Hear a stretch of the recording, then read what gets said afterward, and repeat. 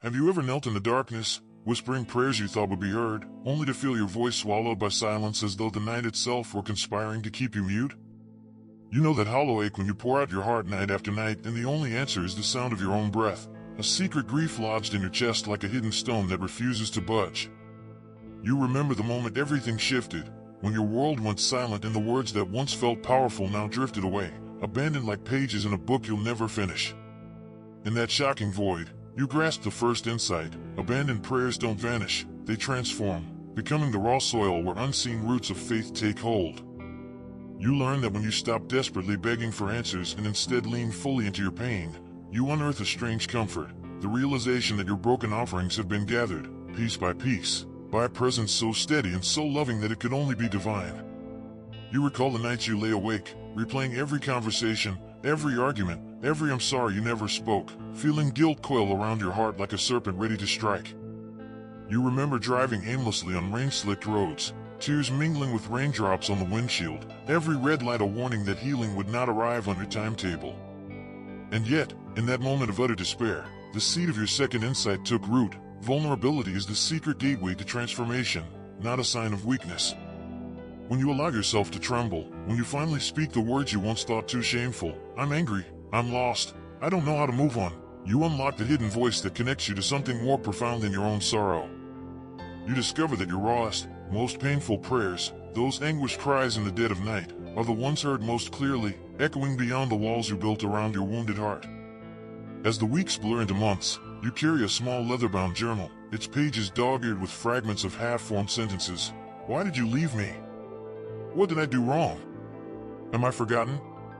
Over time, you witness those words evolving, not into tidy answers, but into something far more profound, declarations of hope scribbled in the margins like footprints on a path you once thought vanished.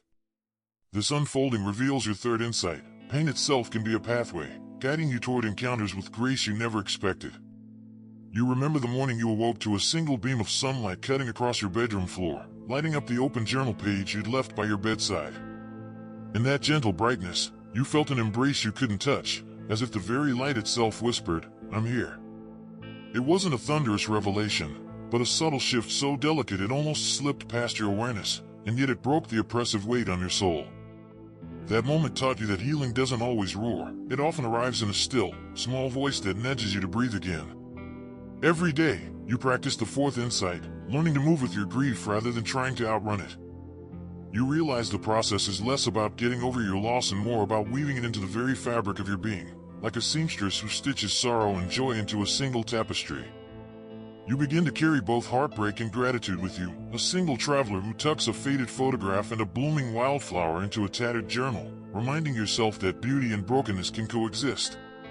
You start collecting symbols of remembrance, a warm bookmark from your loved one's favorite poem, a feather that drifted onto your windowsill, the alignment of an unexpected star that appeared on the anniversary of their departure.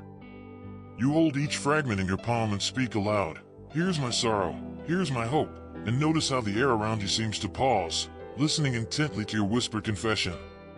Amid the quiet journey, you confront the hidden paradox that surrender is the strongest act of faith.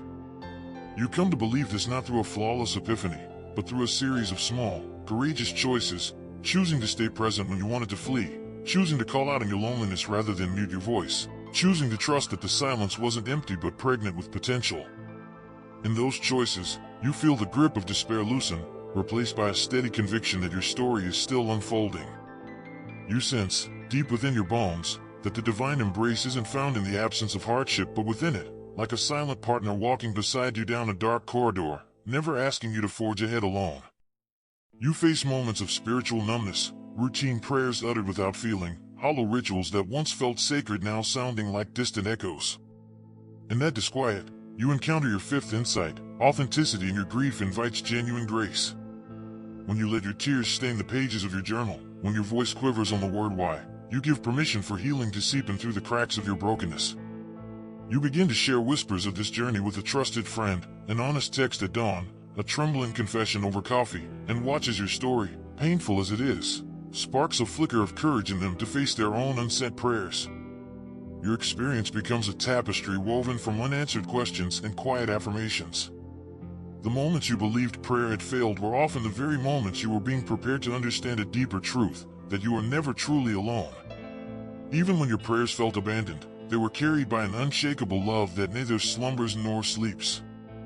You sense it in the steam rising from your morning tea, in the kindness of a stranger's smile as you pass by, in the chorus of birds greeting your first breath of dawn. These ordinary miracles become irrefutable evidence that every tear you shed has been noted, every sigh recorded in a ledger of compassion too vast for you to imagine. Throughout this odyssey, you challenge the lies that once held you captive, the lie that unanswered prayers equal abandonment, the lie that grief must isolate you, the lie that divine silence is neglect. Each spoiled lie is met with a counterintuitive truth, that silence can be as sacred as speech, that grief can knit you into a tapestry of collective healing, and that faith is often forged in the furnace of unmet longing. You embrace the paradox that your emptiest moments are the very spaces where grace rushes in, like water pouring into a dry basin until it overflows. Now, standing on the threshold of transformation, you feel a decisive shift. The ache in your chest is no longer just pain, it is a sacred invitation to deeper trust. You have walked through abandoned prayers and emerged with hands open, no longer pleading but resting in the warmth of a presence that has never left you. This is your conclusion. Your silence has been heard, your unsent letters received, your hidden tears embraced. You are not broken, you are becoming. And in this hard-won clarity, you find the freedom to breathe again, to hope again, to fully live again. If this journey resonates with the echo of your own heartbeat, join our circle of shared healing, subscribe and let us walk forward together.